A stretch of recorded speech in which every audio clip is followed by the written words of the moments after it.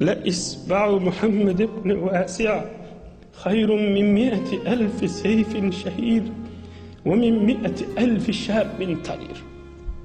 Ham gelip aydıptırlar. Allah'ın dostu Muhammed ibn Wasi'ı gördük deyiptirler. Nayzasını yere çömdürüp, nayzasına yalvarıp, Hudaya kömek ver, şu yurtta adan çekilsin, şu yurt. İman verirsin deyip, dua edip dudu deyiptirler. Kutaybe, yan koşunun başı, adamları üşürüptür, cemaat boşluk buğun açılıyar deyiptir, Kabul deyiptir. Allah bilen and içiyan deyiptir. Şu Muhammed ibn Wasi'nin barmakları var, Allah'dan dilek du deyiptir. 100.000 kesir kılıçtan ne güycüken, 100.000 böküp duran jovan oğlandan ne güycüken deyiptir.